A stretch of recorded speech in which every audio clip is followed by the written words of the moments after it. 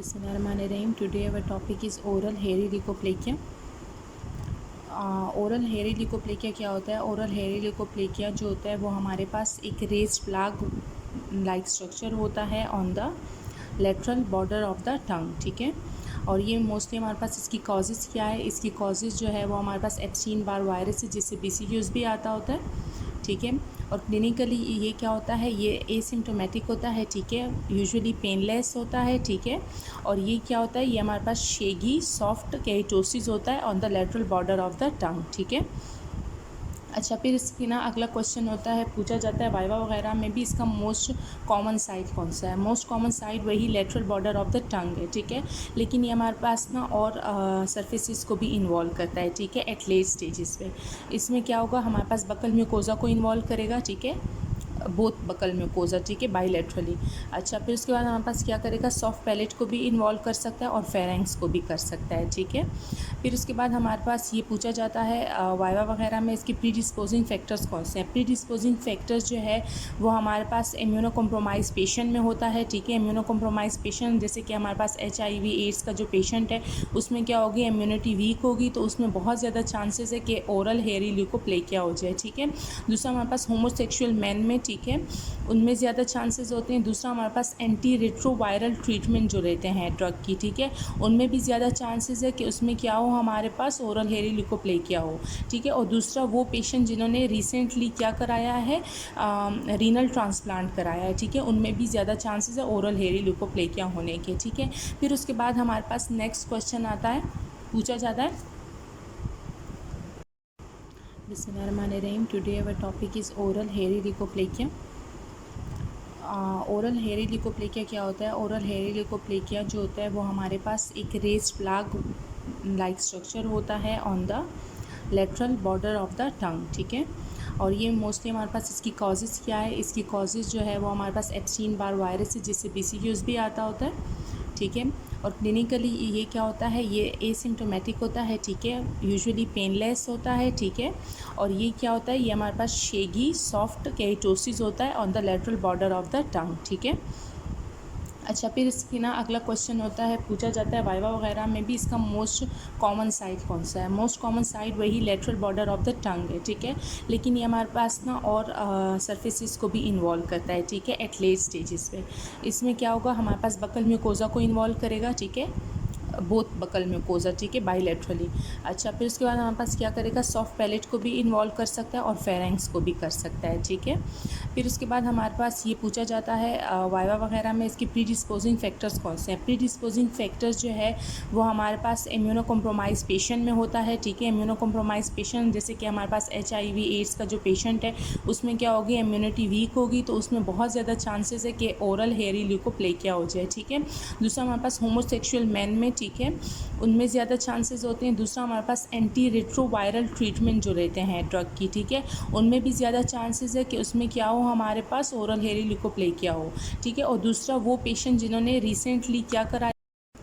Recently renal transplant कराया है, उन पेशेंट में भी ज़्यादा चांसेस है कि हमारे पास हेरी ल्यूकोप्लेकिया हो, ठीक है। फिर नेक्स्ट क्वेश्चन पूछा जाता है इसकी डायग्नोसिस क्या है? इसकी डायग्नोसिस जो है वो हमारे पास क्या होंगी? हम इसको किस तरह डायग्नोस कर सकते हैं? सबसे पहले तो हमारे पास पेशेंट की हिस्ट्री लेंगे। पेशेंट की हिस्ट्री में क्या होगा? या तो उसने रिसेंटली रीनल ट्रांसप्लांट कराएगा, या तो वो एंटी रेट्रोवायरल ड्रग्स ले रहा होगा, ठीक है, या होमोसेक्सुअल मैन होगा, या दूसरा हमारे पास क्या होगा? इम्यूनो कॉम्प्रोमाइज़ होगा, ठीक है। ये इसकी हिस्ट्री में होगी। सेकंड क्या होगा? हम लोग क्लिनिकली देखेंगे। क्लिनिकली कैसे देखेंगे? क्लिनिकली मोस्टली हमारे पास क्लिनिकल पिक्चर भी आती है वाइवा या ऑस्पी वगैरह में। वो क्या होती है कि हमारे पास टंग की लेटरल बॉर्डर पे हमारे पास white colour raised plaque like structure होता है, ठीक है। जैसे हम सेकंड नाम कैसे कह सकते हैं कि शेगी केराटोसिस होती है, ठीक है। तो हम लोग क्या कह सकते हैं? क्लिनिकली हमारे पास जब शेगी केराटोसिस होगी या रेस्ड प्लाग लाइक स्ट्रक्चर होगा on the lateral surface of the tongue, तो हम समझ जाएंगे कि ये हमारे पास क्या है? ये हमारे पास हेरी ल्यूकोप्लेकिया है, ठीक है। फिर आ जाते हैं हमारे पास थर्ड, हम क्या करते हैं? बायोप्सी आती है। लेकिन अगर BCQs आता है और हम लोग डायग्नोसिस के बारे में पूछा जाता है हेरी ल्यूकोप्लेकिया में, तो हम लोग मार्क करेंगे बायोप्सी, क्योंकि ये मोस्ट एक्यूरेट इसका टेस्ट है, ठीक है। बायोप्सी जब हम करते हैं इसमें क्या होगा, हाइपरकेरेटोसिस होगी, ठीक है। और सेकंड क्या होगा, इसमें हमारे पास पैराकेरेटोसिस होगी, ठीक है।